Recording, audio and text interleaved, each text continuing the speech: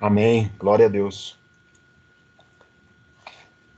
Vamos começar aqui a nossa gravação, dando início à nossa 10ª aula.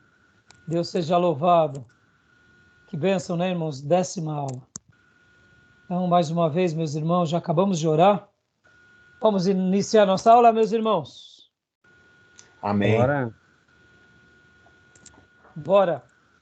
Como dizia um irmão que eu conhecia, eu estou dentro com cebola e coentro.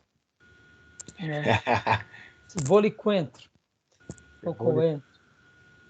Bom, gente, hoje eu quero concluir a aula da semana passada, que terminamos a aula falando sobre a Nova Jerusalém, mas eu quero também falar um pouco sobre a ressurreição, os juízos finais, os castigos, e quero destacar de uma forma especial aquela questão dos selos, das trombetas, das taças, da ira de Deus na terra. Inclusive, se der tempo, eu também quero falar sobre aqueles seres que serão soltos e que estão reservados para esse período de castigo, né? Só que agora, enquanto orávamos, e orávamos inclusive pela situação do mundo, Deus pôs algo no meu coração. Eu gosto de começar lendo o texto bíblico e eu me lembrei daquele episódio de uma grande, imensa colheita que um dia acontecerá no planeta. E aí eu me lembrei também daquelas almas que serão separadas para realizar essa grande última obra, que eu acredito ser os 144 mil servos do Senhor. Então eu queria começar lendo esse texto que está lá no capítulo 14 de Apocalipse. Vamos ler, irmãos? Pastor, eu estou ouvindo aqui, tá? Tá bom. Estou aqui. Tá, tranquilo. Capítulo 14.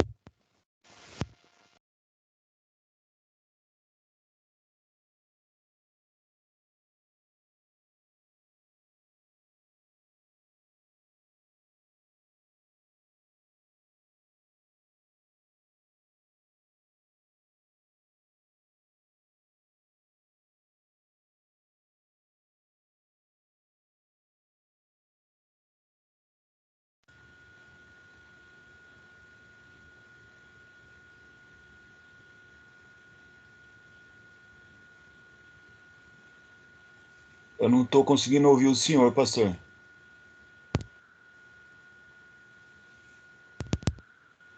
Agora.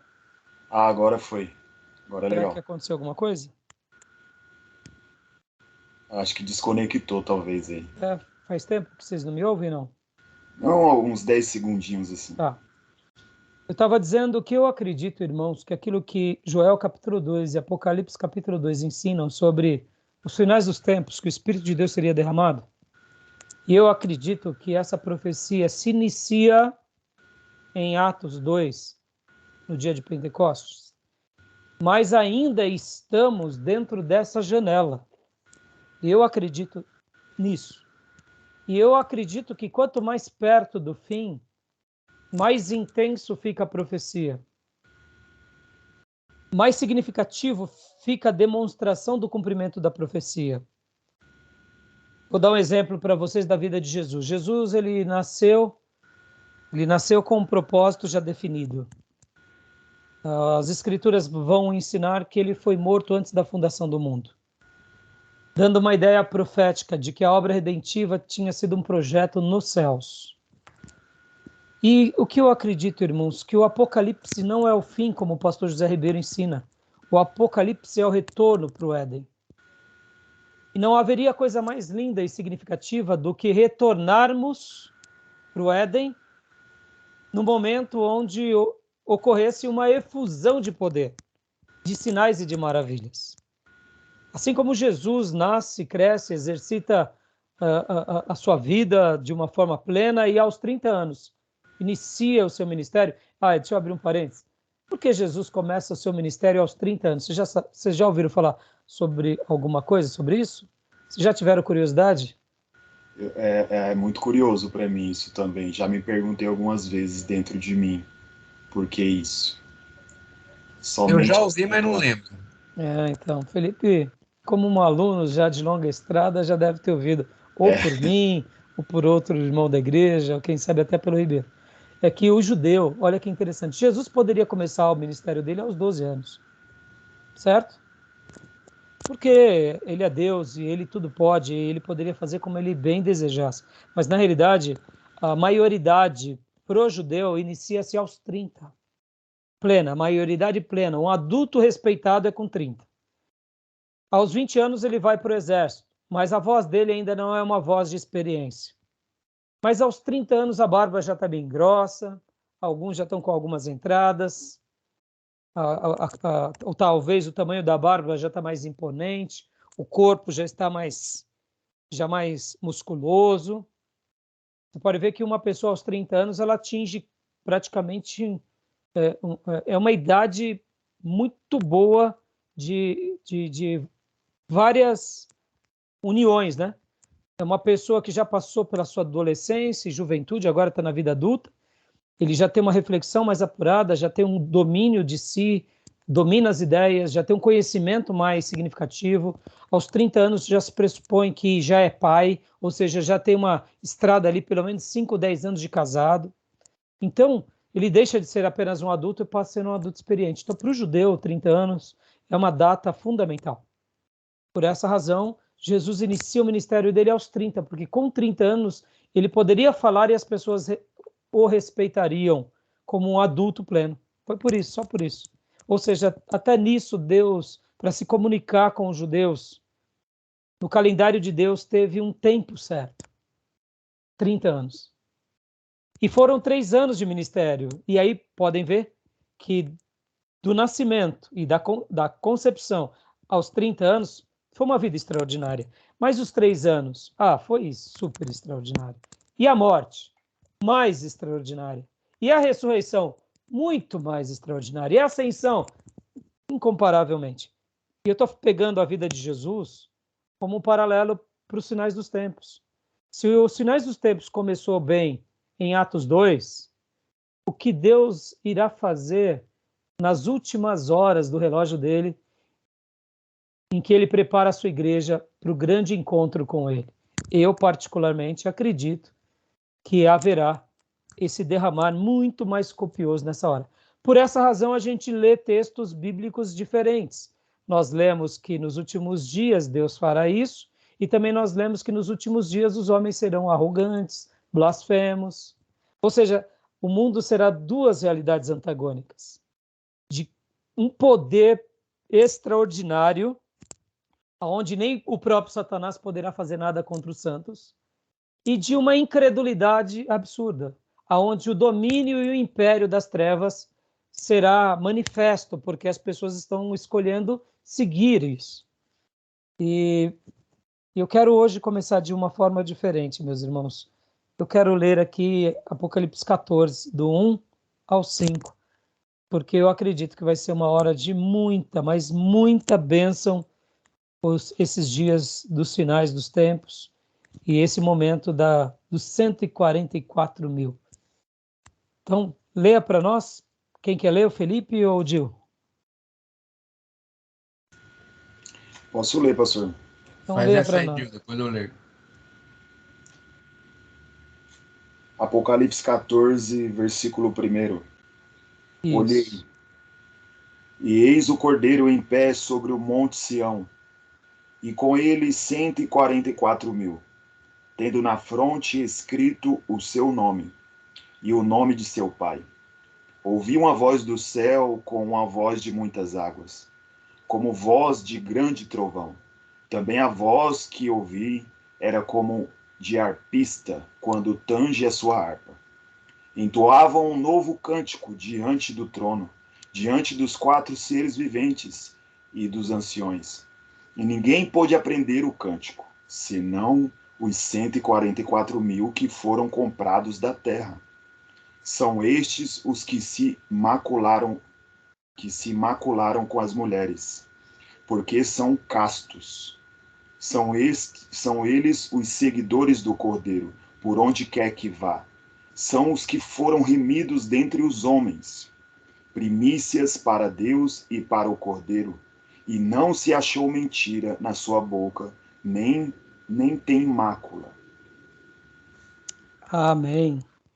Fantástico, né, meus irmãos? Glória a Glória a Deus. Deus, né? Eu particularmente acredito muito que esses homens serão os eleitos, né? Os que não se macularam, né, Gil? Você leu como ali? Versículo É 4. verdade, não se macularam, é o É. versículo 4. Eu falei assim, eles não se macularam, pois se conservaram castos e seguem o Cordeiro por onde quer que ele vá. Glória a Fantástico. Deus. Deus seja louvado, né? Então, eu acredito, irmãos, nessa profecia. Eu quero ler aqui, aproveitando partes do livro do nosso querido Dr. Shedd, onde fala um pouco sobre esses 144 mil. Olha só. Eu quero ler aqui com vocês. Vou no meu livro, né, na página 43, tá? Mas aí você abre no seu livro, Gil. Na minha versão, na página 43. Seria a parte que fala sobre... Começa ali, na minha página, no meu livro começa na página 41, que vai tratar de Apocalipse 4, do versículo 1 ao 8:5, que é a visão da adoração no céu e a abertura dos 7 selos. Achou? Seu livro é que página? A visão da adoração no céu e a abertura dos 7 selos. Isso, que página que é? O meu está na página 53. Maravilha, então não tem problema. São novas edições, né? Então eu tenho aqui a edição antiga. Eu sempre recomendo que os irmãos comprem os livros originais para abençoar os autores, as editoras. Hoje temos o privilégio também de ter Kindle, né? Esse daqui é o meu Kindle, mas Kindle já não dá para compartilhar na tela, né? Esse daqui é o meu Kindle, mas não dá para compartilhar, então dá para... Olha, irmãos, é um investimento que vale a pena, viu? É um tablet em si, ô pastor? É um tablet só para leitura. Você não tem acesso à internet, você só lê com ele. Entendi. Só lê. Por outro lado, olha que legal. O que é mais legal, irmãos? Você aumenta a letra. Você... sim. eu quero ver o velhinho não enxergar. Depois dos 50, a letra começa a ficar miúda, sabe? Tem uma literatura muito vasta, então vale a pena. Mas voltando, então eu vou compartilhar aqui com vocês, aqui, o capítulo, essa porção do nosso querido Dr. Shedd.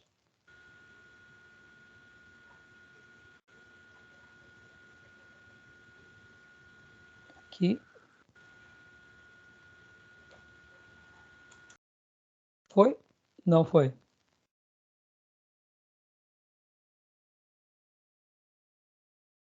Isso. Agora sim. Foi, né? Está muito pequeno. Deixa eu tirar desse módulo. Aqui fica melhor. Deixa eu só colocar aqui, porque eu queria ler uma parte com vocês da página.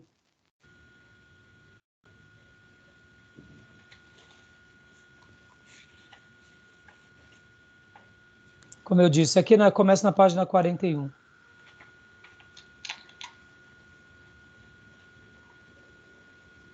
Seria essa parte, mas o que eu quero ler está aqui, ó. Ele vai falar dos selos, ele vai falar... Mas agora aqui. O 7º selo não é aberto sem primeiro... Pode ler para nós? Quem quer ler? Aonde, pastor? Aqui, ó, o 7º selo. Tá. Opa, só arrumar a tela aqui. Pode ler. O sétimo selo não é aberto sem primeiro descrever a selagem do povo de Deus, representado pelos 144.000. O simbolismo do ato de selar estes servos de Deus comunica a segurança e proteção divina com que os cristãos podem contar. O selo provavelmente significa o Espírito de Deus que todo crente possui. Oferece a garantia da proteção espiritual diante dos ataques de Satanás e o terror provocado pelas forças do mal. Em consequência desta selagem, os demônios soltos na ocasião quando a quinta trombeta é tocada não alcançarão qualquer vantagem sobre os que têm o selo de Deus.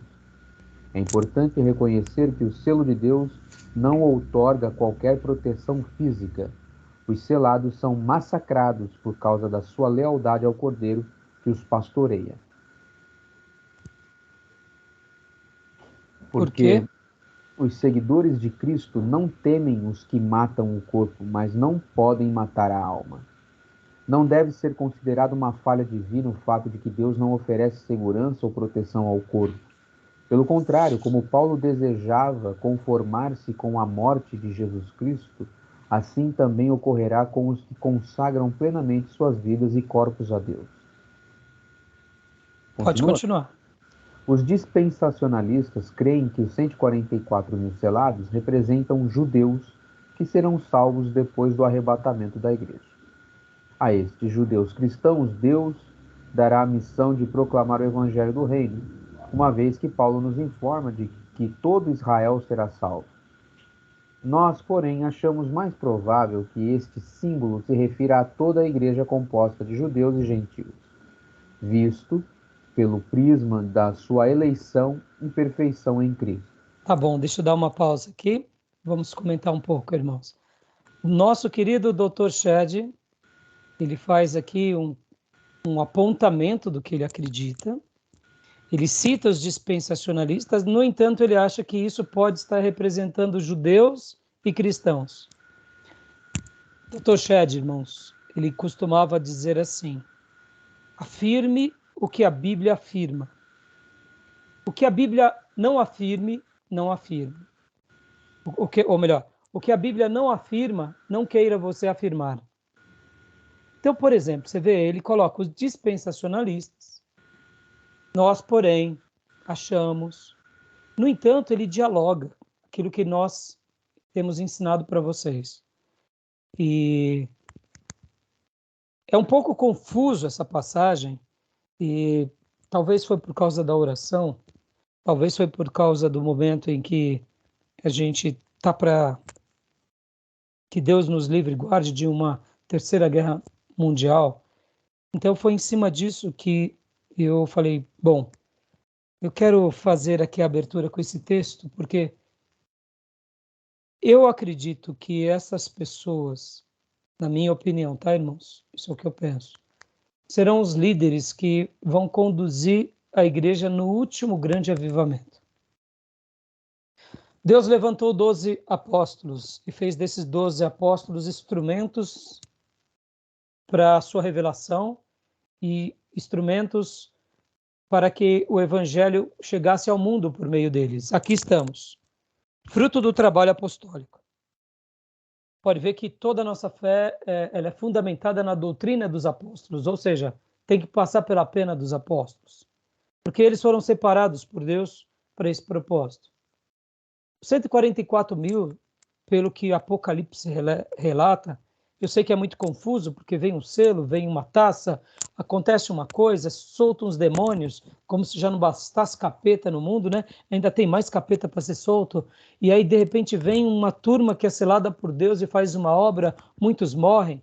Aí, para melhorar essa situação de confusão, ainda temos as nossas teorias, e dentro das nossas teorias, a igreja é arrebatada, e já que a igreja é arrebatada, o Espírito Santo não está mais aqui na Terra. Ora, se o Espírito Santo não está mais aqui na Terra, como que vai ter evangelismo? Como que vai ter pregação? Então, perceba, são revelações bíblicas, interpretações teológicas, interpretações futurísticas, que tudo isso vira um conglomerado dentro de um balaio e a gente mexe, e tem hora que parece uma salada de baiano, né? E fica difícil de discernir. Mas pegando o que a revelação ensina, eu particularmente acredito que serão os nossos irmãos, 12 mil de cada tribo, que serão separados pelo dedo de Deus e que farão essa obra de evangelização na terra. E naturalmente a Igreja do Deus Vivo, caso ainda ela não tenha sido arrebatada, vai participar desse movimento com eles. Pastor, mas é estranho, não? Não, irmão, não vai ser estranho, sabe por quê? Vou dar um exemplo para vocês. Hoje, quando nós resgatamos um pouco a história da igreja e nós pegamos um sermão de Moody, grande avivalista, de Billy Graham, pegamos os sermões de Wesley, Martin Lloyd Jones, Finney, pegamos os sermões de Lutero, e quando a gente lê esses sermões, como ficamos? Ficamos felizes. Há uma identificação com eles, é ou não é? Nós não temos dúvida que cada um, por exemplo, Finney foi um dos maiores defensores do movimento do livre-arbítrio, da teologia arminiana. Não sei se você sabe disso. Spurgeon era um calvinista. Mas agora, olhando, não o que nos separa, mas o que nos une, o que unia esses grandes homens de Deus? A mensagem de salvação em Cristo. A grandeza da revelação da palavra de Deus, o novo nascimento, a conversão. Então, quando a gente olha para a história e a gente vê esses grandes homens de Deus, John Bunyan, Savonarola, John Knox, a gente fica impressionado, os pais da igreja, a patrística, Agostinho de Hipona, Irineu, Boca de Ouro, a gente fica feliz porque nos identifica, porque o Espírito Santo que conduzia eles é o mesmo Espírito Santo que conduz a nós, o povo de Deus, e podendo ter alguma diferença cultural, de algum dogma, quem sabe, mas a gente sabe discernir uma coisa da outra. Quando a gente pega um livro de Calvino e a gente se deleita, a gente fala, que homem de Deus. Não vai ser diferente, irmãos, quando Deus levantar esses 144 mil separados. Vai ter uma identificação. Até porque, irmãos, guardem isso, naqueles dias, a questão denominacional vai cair por terra. Porque você vai estar vendo o anticristo te perseguir, matar os seus irmãos, matar aqueles que confessam Cristo. Todas as placas vão cair por terra, todas, irmãos, todas, não vai sobrar uma. Das igrejas que nós temos como irmãs, das igrejas que nós não temos até apreço, sim, sabe, aquelas igrejas que a gente não gosta, que a gente não tem apreço porque para nós elas são heréticas, pois tem filhos de Deus lá também. Então, quando ocorrer essa grande perseguição, todos nós nos uniremos na causa de Cristo e veremos nesses homens que eles foram separados por Cristo. E isso vai nos unir numa união tão grande, numa comunhão tão intensa, que juntos vamos fazer a obra, caso a igreja não tenha sido arrebatada, lembrando sempre disso, porque, como eu disse, eu sou um pós-tribulacionista, mas eu torço para estar errado. Eu sou um pós-tribulacionista sem nenhuma vaidade. O que eu mais quero é ser um pós-tribulacionista errado, porque eu desejo que Jesus venha e busque a sua igreja e eu suba com ele, entendeu? Então, assim, mas, no entanto, como um pós, eu não posso negar. Eu acho que a igreja passa pela tribulação e que esses 144 mil vão ser 144 mil Billy Grahams na Terra durante 7 anos, entendeu, irmãos? Imagina essa cena. Então, eu queria deixar esse texto porque eu acredito muito nessa promessa. E quem vai encabeçar esses 144 mil, irmãos? Apocalipse 11, as duas testemunhas, tá bom? Essa é a minha visão desse texto. Querem fazer algum comentário, meus irmãos? Pastor, sendo o Apocalipse um livro assim, um tanto alegórico, esses 144 mil poderia ser também um número representativo? Poderia. Por isso que o próprio Shed disse há pouco que ele acha que isso representa a igreja e dentro da igreja representa judeus e gentios. E gentios, né? É, poderia. Então eu não duvido não. E também não descarta a possibilidade, viu, Gil? Mas, Gil, deixa eu te dizer uma coisa aqui que você vai gostar de ouvir, você e o Felipe. Isso é muito legal. Sabe o que é? Hoje, entre os judeus, já falei isso para vocês, e se vocês pegarem a Aline, que é aquela guia turística de Israel, que tem muitos vídeos bons, ela é uma judia, ela mesma cita as tribos de Israel num dos vídeos dela. E ela, fazendo ali o levantamento sobre as tribos, é consenso entre os judeus a linhagem dos coraitas. Quem são os coraitas, irmãos? São os filhos de Coré. E os coraitas, eles estão dentro da tribo que são os sacerdotes de Israel. Lembra? Os gersonitas, coatitas e meraritas. Né? Então, o coraitas, o Coré, são a tribo sacerdotal. Então, nesses 2000 anos, depois que Tito destruiu o templo, houve a dispersão, muita água rolou debaixo dessa ponte, e as tribos de Israel elas foram se perdendo. Então, existe, sim, como se identificar, fulano é da tribo de Benjamim, fulano é da tribo de Ruben, Simeão, de Efraim, mas se perdeu muito, se perdeu ao longo dos séculos. Agora eu digo para você, Gil, porque eu acredito aqui que não é uma alusão metafórica. Você pode ver que a gente acabou de ler no texto, né, lá no versículo 4, ó, estes são os que não se contaminaram com as mulheres, ou que se mantiveram castos, pois se conservaram castos e seguem o Cordeiro por onde quer que ele vá. Foram comprados dentre os homens e ofertados como primícias a Deus e ao Cordeiro. A narração do texto dá uma ideia de que eles são pessoas individuais, não só aqui, mas lá em Apocalipse 7 também, se a gente for ler. E lá em Apocalipse 7, abram comigo para vocês verem, ó. Pode ver que do 14:8, vou ler para vocês, ó, mentira nenhuma foi encontrada em suas bocas, são imaculados, ou seja, são consagrados. E lá em 7:1, depois disso vi 4 anjos em pé nos 4 cantos da terra, retendo os 4 ventos para impedir que qualquer vento soprasse na terra, no mar ou em qualquer árvore.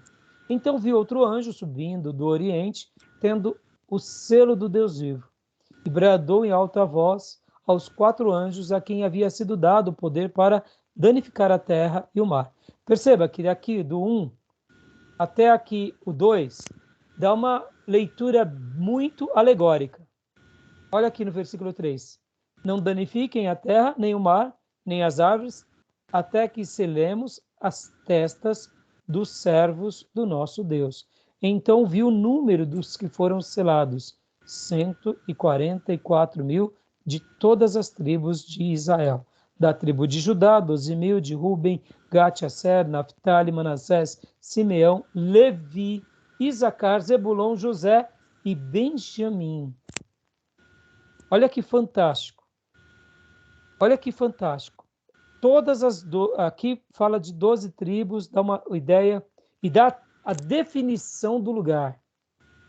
Aonde eu quero falar para você, Gil, no meio dessa interpretação alegórica e literal. Biogenética. Eu quero acreditar que mais cedo ou mais tarde todos nós saberemos a nossa linhagem ipsis literis. Já é possível, já. Já é possível. Mas eu quero dizer como algo, eu diria, 100% comprovado e na sua identidade. Então, o Gil, ele é 70%, vamos supor, uma hipótese, Gil, pega aí. Felipe, por exemplo, ele ele tem descendência de italiano, tá, mas de que lugar antes da Itália? Da onde ele veio? De repente ele acha que ele é italiano, mas nada. Ele veio lá de um país, por exemplo, do leste europeu. A história dele é lá atrás, que passou pela Itália e da Itália veio para o Brasil. Tá entendendo? Já Então a tem, gente doutor. vai ter o nosso mapeamento decifrado, Já tem. a nossa origem. Já existe isso, é caro hoje para se fazer, né, Em Felipe? Israel eles fazem isso. E eu acredito. Para mapear as tribos. Então, pois é, eu não sabia desse detalhe, mas Eu vou, eu a Aline deduzia. mesmo, a Aline mesmo, ela mostra o que ela fez. E mostra a região do mundo onde está a linhagem genética dela. Tem mais ou não? Eu vou ver se eu acho esse vídeo e eu mando pro senhor. Tá, manda depois para mim. Eu já tinha ouvido ela falar sobre a questão das tribos. E ela mesmo comenta, se eu não me engano, o pai dela é da tribo de Coré, se eu não me engano. Ou seja, é da linhagem sacerdotal. A mãe, se eu não me engano, não, é alguma coisa assim, ou é o oposto. Mas olha que interessante. Então, irmãos, por que eu estou falando isso? Eu acredito que Deus ele vai usar a ciência aqui para mostrar que essa profecia que foi escrita por João, que ficou... Irmãos, pensem comigo, em 2000 anos de história, como que você ia saber da onde é uma pessoa e de qual é a tribo dela? Não tem como saber. O que eu quero dizer com isso? Pensem assim, no ano 500, não tinha como já mapear as tribos. No ano 1000, no ano de 1500. Por isso que algumas seitas, como os Testemunhas de Jeová, eles falavam que os 144.000 eram pessoas seladas espiritualmente. Entenderam, irmãos? Porque é fácil, quando você fala que é espiritualmente, então eu digo, Deus está te mostrando, está me mostrando que é você, Gil, que é você, Felipe, um dos 144.000. Eu não sei se vocês sabem, um dos crescimentos dos Testemunhas de Jeová, ou dos Russelitas, né, como são chamados, foi isso, porque eles começaram suas heresias, e dentro das suas heresias, os líderes começaram a dizer que Deus estaria separando 144.000, que seriam os testemunhas de Jeová, para que o mundo fosse, então, preparado para a chegada do fim. E aí, dentro dos cultos e dentro das doutrinas deles, eles foram difundindo. Ah, você é mais um, fulano é mais um. Todo mundo que ia se achegando ia virando. Só que chegou uma hora que eles cresceram tanto que passaram dos 144.000. Aí eles tiveram que mudar de estratégia. Porque aí uma coisa, irmãos, é enquanto você está ali nos 1.000, nos 10.000, nos 50.000, 100.000, irmãos, nossa igreja tem 100.000 membros, nós somos os 144.000, Deus vai levantar mais 44.000 para vir o fim. Estão entendendo como isso é dramático? E como isso é cativante, né? Então, muitas seitas se utilizaram desse fator espirituoso. E os Testemunhas de Jeová, inclusive, fizeram isso. Só que chegou uma época que passou os 144.000. E aí, como que você vai explicar agora? E aí, pastor, mas agora temos 200.000. Pastor, tem 400.000. Ih, irmão, agora uns são joio e outro é trigo. E aí começaram, então, a dar nomes e dar identificações espirituais que o líder da comunidade enxergava em um em outro que ele era um desses separados. Está entendendo, irmãos? Por isso, Gil, eu particularmente não duvido, né, da fala do Shed, pelo contrário, o que eu vou questionar o nosso querido Shed? Mas eu particularmente acredito nisso, tá bom? Principalmente, irmãos, porque leia para nós, Gil, 7, 9. Porque olha só o que diz o 7:9. Apocalipse 7, versículo 9. Depois dessas coisas vi, e eis grande multidão que ninguém podia enumerar, de todas as nações, tribos, povos, línguas, em pé diante do trono do Cordeiro, vestidos de vestiduras brancas, com palmas nas mãos. Olha só. Com E palmas clamavam nas em mãos. alta voz. Pode ler. Chegou? Continuando. Clamavam em grande voz, dizendo: Ao nosso Deus que se assenta no trono e ao Cordeiro pertence a salvação. Todos os anjos estavam em pé, rodeando o trono, os anciões e os 4 seres viventes. E ante ao trono se prostravam sobre o seu rosto e adoraram a Deus, dizendo: Amém. O louvor e a glória e a sabedoria e as ações de graças, e a honra e o poder e a força sejam ao nosso Deus pelos séculos dos séculos. Amém. Um dos anciões tomou a palavra dizendo: Estes que se vestem de vestiduras brancas, quem são? Da onde vêm? Respondi-lhe: Meu senhor, tu sabes. Ele então me disse: Estes são os que vêm da grande tribulação. Lavaram as suas vestiduras e as alvejaram no sangue do Cordeiro. Esta é a razão que se acham diante do trono de Deus e o servem de dia e de noite no seu santuário. Aquele que se assenta no trono estenderá sobre eles o seu tabernáculo. Jamais terão fome, nunca mais terão sede. Não cairá sobre eles o sol, nem ardor algum. Pois o Cordeiro que se assenta no trono, no meio do trono, os apacentará e os guiará para as fontes da água da vida, e Deus lhes enxugará dos olhos toda lágrima. Aleluia. Olha que fantástico aqui o final, o capítulo 7, o versículo de número 4. Então ouvi o número do que foram selados, 144.000 de todas as tribos de Israel. O finalzinho do 3. Até que selemos as testas dos servos do nosso Deus. Olha que interessante, o que eu quero destacar aqui? O apóstolo João, quando ele está registrando e recebendo a revelação, ele vê que está tendo castigo sobre a terra, mas algo impede que algo se alastre antes que esses 144.000 sejam selados. Eles são selados na terra.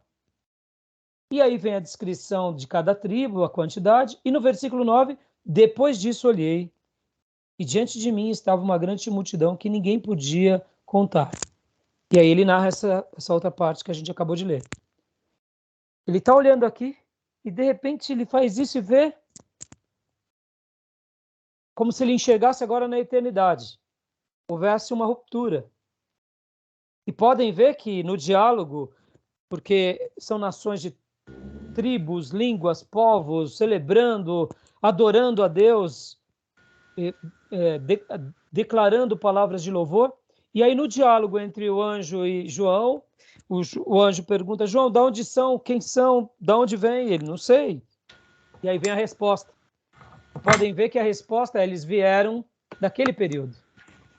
Sabe o filme, quando você está assistindo um filme e de repente para uma cena e o filme volta 10 anos no tempo, e aí você fala: mas o que está acontecendo agora? Ah, é ele mais novo. Aí de repente para ali, volta, vai para o futuro, e depois volta para o presente. Apocalipse, ele é repleto disso. Pode ver que essa narrativa aqui, essa narração, menciona algo espiritual, algo físico, algo que acontece, depois vai para a eternidade, para o momento, mostra que eles foram selados, lavados, vestiram vestes alvejadas, porque foram alvejados no sangue do Cordeiro, e o texto, no versículo 14, fala de onde eles vêm da grande tribulação. Lembra que eu falei que é um período de explosão no avivamento, de poder? Tanto é que eles são tão poderosos na sua mensagem que nem medo da morte tem, morrem de forma gloriosa e por isso são agora até mesmo celebrados diante dos céus. Pode ver que no versículo 11, todos os anjos estavam em pé ao redor do trono, dos anciãos. Eles fazem parte quase que de uma comitiva sagrada, porque, só recapitulando, lá no céu, segundo o Apocalipse, tem 4 seres viventes, 24 anciãos, segundo uma ordem que o Apocalipse descreve. E aí, também junto a esse time seleto, tem as duas testemunhas e os 144 mil. Então, perceba, irmãos, eu acredito que é literal, eu acredito que vai acontecer. E quando acontecer, a gente vai saber quem eles são. E vai ser algo extraordinário, porque o Espírito de Deus não se confunde. Pode ver, irmãos, um falso profeta pode até nos enganar durante um breve período. Mas o Espírito Santo de Deus, como ensina as Escrituras, ele testifica com o nosso espírito. Quando Deus levantar 144 mil, juntamente com essas duas grandes testemunhas, nosso espírito não vai ter medo. A gente vai pegar as malas, vai falar, bem, vamos lá, vamos fazer a obra, porque agora faltam poucos dias para a gente se encontrar com o nosso amado. Vamos pregar, vamos alcançar vidas, porque o anticristo já está aí e Jesus está às portas. Tá bom, meus irmãos? Hoje eu fiz uma abertura bem mais longa, mas eu arrematei algo que eu estava querendo já falar lá na frente, então a gente só arrematou antes, tá bom? E agora eu quero arrematar, inclusive, com a leitura do nosso querido chat. Aqui, ó. Opa! Aqui. Dá para ler, Felipe? Capítulo 14? Isso, essa parte aí. Capítulo 14 mostra os 144 mil em pé no Monte Sião, o paraíso. É paralelo a 7, 9, 17. Descreve a glória daqueles que resistem até a morte, as investidas das bestas. O novo cântico, verso 3, como o de Moisés na vitória sobre o faraó. Comunica a gloriosa vitória dos santos que permaneceram fiéis a Jesus Cristo.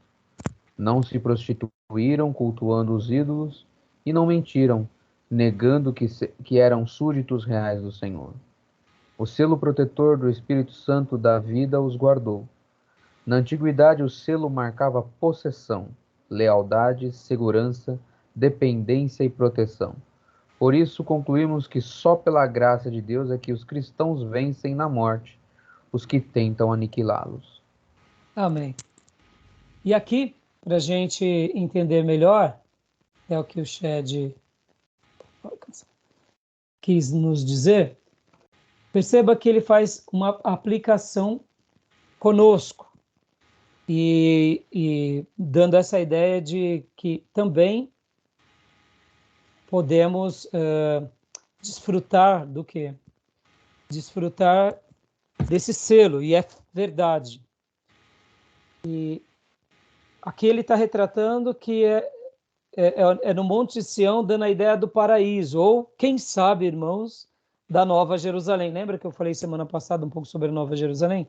Então, agora olha que interessante. Vamos imaginar que Apocalipse 14 e Apocalipse 7, ou seja, os 144 mil, sejam figuras literais,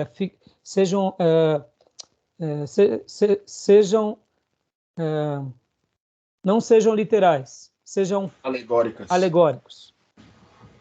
Quando a gente pega, por exemplo, a ideia de não se contaminaram com mulheres, não tem muito sentido. Não tem muito sentido. Poderia falar só que eles eram consagrados, santos. Você entende? Quando a gente vê alguma citação, é porque dá para ver que são 144 mil, praticamente quase que como os nazireus de Deus, sabe o nazireado? Praticamente isso. Jesus, ele foi uma pessoa, vamos dizer assim, como Paulo, né? Eunuco por vocação. Eles serão eunucos por vocação, né? Serão separados e não se contaminam, viverão para Cristo, dando essa ideia mesmo. Então, por essa razão que eu disse que eu faço uma leitura mais literal e não alegórica. Tá bom, meus irmãos? E a maneira que o texto descreve, tá bom? Beleza, meus irmãos? Beleza, eu mandei o vídeo para o senhor no grupo, tá? Ah, beleza, depois eu vejo. Então era isso. Agora, então, dando continuação aqui ao nosso... Então, tem alguma dúvida sobre esse ponto? Não. Todas elas. Esses assuntos, né, que nem a gente leu esses dias atrás, né? para 5 livros de interpretação nascem 10 teorias, né? 6 teorias. Tem 5 interpretações, nasce uma a mais. Faz parte, né, irmãos? Agora, vamos falar um pouquinho sobre a Nova Jerusalém, irmão. Semana passada eu fiz uma comparação de que imaginem se a Nova Jerusalém fosse a igreja, lembra disso? Eu particularmente eu só fiz uma citação, mas assim, eu particularmente acredito que a Nova Jerusalém, ela de fato acontecerá. Mas quando eu penso na literalidade dela, eu ao mesmo tempo eu não consigo encaixar ela direito. Por isso que eu fiz a aplicação da Nova Jerusalém sendo a igreja.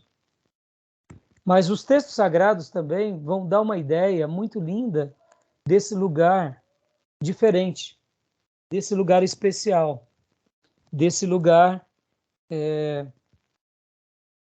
único. Só um minutinho, irmãos.